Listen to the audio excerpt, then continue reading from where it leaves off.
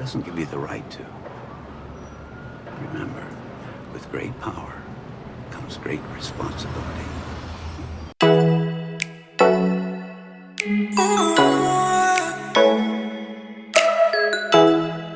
Hey guys, bagaimana kabar kalian semuanya? Di video kali ini, kita akan ngebahas sosok Uncle Ben yang ada di MCU. Pernah nggak sih kalian bertanya dalam hati, kemana Uncle Ben di film Spider-Man-nya Tom Holland? Bukankah sosok Uncle Ben ini sangat penting untuk kehidupan Spider-Man? Di film-film Spider-Man terdahulu, Uncle Ben adalah salah satu alasan Spider-Man memutuskan untuk menjadi pahlawan pelindung kotanya. Pesan terakhir Paman Ben ini kepada Peter sangat melekat di pikiran kita hingga saat ini. Apakah kalian ingat dengan kata-kata ini? Remember, with great power comes great responsibility. Nah, sejak saat itu, Peter menjadi sosok yang sangat bertanggung jawab dan menjadikan dia sosok superhero Spider-Man. Tidak hadirnya sosok Uncle Ben di MCU sebenarnya belum kita ketahui secara jelas. Namun sutradara Spider-Man Far From Home yaitu Jon Watts sempat memberikan keterangan terkait pertanyaan itu. Di salah satu wawancara ia mengatakan, pada dasarnya memang karakter Spider-Man ini akan selalu mengalami kehilangan. Kehilangan adalah bagian besar dari siapa Peter Parker di dalam komik. Entah itu Gwen Stacy ataupun Paman Ben, ia harus berurusan dengan namanya kehilangan. Tentu saja itu adalah bagian dari DNA, dari apa yang membuat dia menjadi sosok Spider-Man. Kemudian Kevin Feige juga sempat berkomentar, ia beralasan bahwa penonton sudah terlalu banyak mendapatkan cerita terkait Peter Parker dan Paman Ben. Kevin Feige ini ingin membuat hal yang berbeda dari sebelumnya. Kemungkinan terbesar tidak dimunculkannya Uncle Ben di MCU, tentu saja karena seorang Tony Stark yang akan menjadi seorang yang berharga bagi Spider-Man. Sejak film Captain America Civil War, kita tahu bahwa Tony Stark ini adalah sosok mentor bagi Peter Parker. Ia begitu mengagumi Tony Stark. Bukan cuma Peter Parker, Tony Stark juga begitu peduli dengan Peter. Terbukti ketika di Avengers Endgame, salah satu yang paling difikirkan oleh Tony untuk kembali menyelamatkan dunia, tentu saja karena kehilangan seorang Peter Parker. Hubungan mereka berdua ini digambarkan mirip seperti hubungan Uncle Ben dan juga Peter. Mereka berdua ini terasa sangat dekat, dan pada akhirnya Tony Stark ini harus meninggal di Endgame, dan di sana kita melihat scene khusus untuk Peter dan Tony yang begitu menyedihkan. Sebenarnya scene itu sudah menjawab mengapa tidak ada Uncle Ben untuk Spider-Man terbaru ini. Jawabannya, Tony Stark lah Uncle Ben-nya Peter Parker. Sekarang Tony Stark telah meninggal, dan hal itu membuat Peter berbeda dari jati dirinya sebelumnya. Di Spider-Man Far From Home, ia terlihat lebih dewasa dalam mengemban tanggung jawabnya. Tetapi itu semua adalah kenyataan yang sudah berlalu. Pertanyaannya, setelah Tony Stark meninggal, apakah Sony dan MCU akan menghadirkan Uncle Ben? Kemudian ada pertanyaan lagi, apakah ada seseorang yang dicintai oleh Bibi May? Melihat penampilan Bibi May, sudah pasti ada orang yang dicintainya dan ditunggu kepulangannya. Hanya saja, Marvel ini masih menahan sosok Uncle Ben ini guys. So di video kali ini, kita akan sedikit berteori terkait Uncle Ben ini. Kita akan mengulas bagaimana caranya Marvel menghadirkan Uncle Ben setelah 2 tahun absen di film Spider-Man. Berikut adalah beberapa teori tersebut.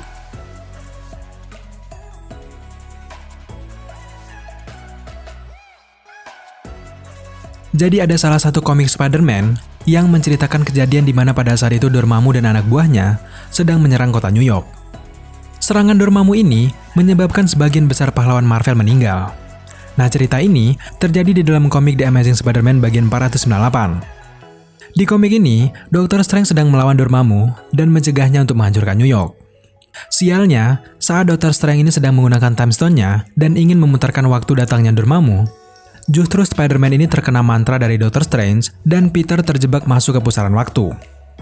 Sadar ia kembali ke masa lalu, Peter Parker akhirnya mempunyai misi untuk memberitahukan seluruh superhero Marvel akan rencana penyerangan Dormammu.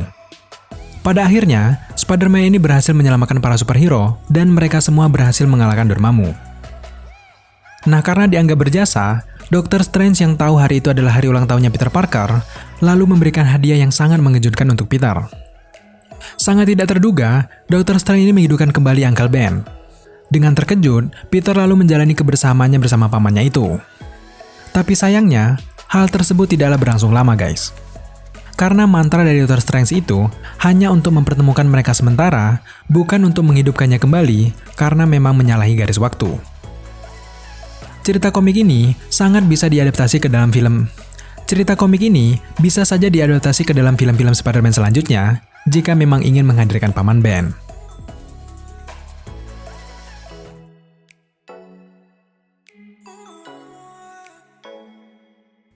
Lalu cara kedua yang bisa digunakan Marvel untuk menghadirkan Uncle Ben bisa berpedoman pada komik yang berjudul Friendly Neighborhood Spider-Man bagian 7.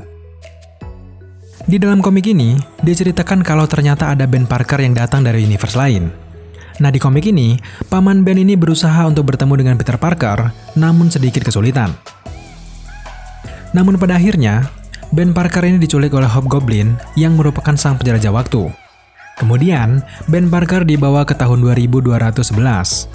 Hobgoblin ini menggunakan Ben Parker untuk melawan Peter Parker. Nah, mungkin saja, cara untuk mendatangkan Ben Parker lewat universe lain ini bisa menjadi solusi jitu bagi Marvel. Namun teori ini sepertinya kurang masuk akal jika tiba-tiba Marvel menghadirkan Ben Parker yang tidak terlalu menonjol di Marvel, tiba-tiba datang dari universe lain. Jika Ben Parkernya adalah Tony Stark, maka bisa saja terjadi.